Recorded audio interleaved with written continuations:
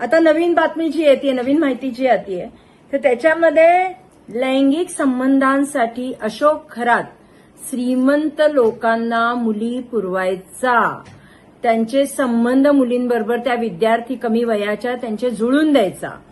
म्हणजे एवढं होतं की त्या विद्यार्थिनींवर हा अत्याचार करायचा, हा बलात्कार करायचा आणि त्यानंतर हे धनिक उद्योगपती असतील, नेते असतील, जे कोणी समाजातले धनिक पुरुष आहेत त्यांच्याबरोबर या विद्यार्थिनींचे नाती जुळवून द्यायचा आणि त्यांचे सगळे म्हणजे व्हिडिओज, फोटोज आपल्याकडे ब्लॅकमेल करण्यासाठी ठेवायचा. म्हणजे स्वतः लैंगिक अत्याचार करायचं, मग त्या धनिक पुरुषाला द्यायचं आणि त्या विद्यार्थिनींचा वापर करून करोडो रुपये कमवायचा. आणि त्याच्यापेक्षाही धक्कादायक बातमी म्हणजे अशी आहे माहितीमध्ये आलेली की कामोत्तेजक आणि लैंगिक शक्ती वाढवण्यासाठी तो तुर्कीवरनं मध मागवायचा आणि ते मध 9 लाख रुपये किलोने विकायचा.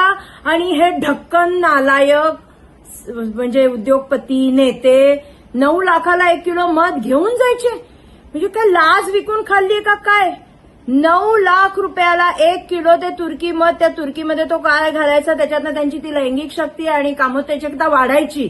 याच्यासाठी ते मध घेऊन जायचे. यांच्या बायकाने सोलपटून मारलं पाहिजे यांना, नालायकांना. एवढी आग लागलेली असेल यांच्यामध्ये तर. आणि दुसरी गोष्ट अशी की त्याच्यामध्ये तो चिचुके विकायचा.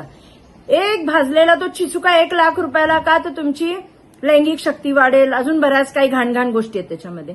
1 लाख रुपयाला एक चिंचोका. म्हणजे काय काय चाललं होतं मला तर काहीच कळत नाही.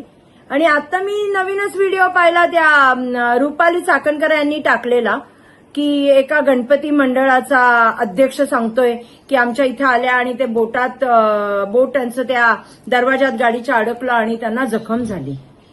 वेडे वाटलो का आम्ही? वेडे वाटलो? अहो मला एक सांगा, तुमचं जेव्हा दरवाजात बोट जातं तेव्हा नखाला इजा होते की नाही? खाली कसं होईल? असं जेव्हा आपण दरवाजा उघडतो किंवा काय तर नख पण त्याच्यामध्ये चिमटलं जातं. सुनील तटकरे म्हणतात की मी गेलो होतो तो दरवाजा बंद करताना. म्हणजे दोघांनी ठरून कारण सांगितलं का दोघांना सुचलं नाही काय बोलायचं? दोघांनी एकत्र ठरवून टाकलं की आपलं गाडीच्या दरवाजात बोट गेलं म्हणून सांगून टाकावं. एवढं हास्यास्पद. आणि या खलाच मी सातपुते मॅडमला हात जोडून विनंती केली, सातपुते मॅडम याला असा ठोका, याला फाशीच व्हायला पाहिजे. मी तर म्हणते चौरंगा व्हायला पाहिजे. याला द्या आमच्या महिलांच्या ताब्यात, आला करतो आम्ही याचा चौरंगा. एवढा घाणेरडा छोट्या छोट्या विद्यार्थिनींना त्यांनी नासवले, नाला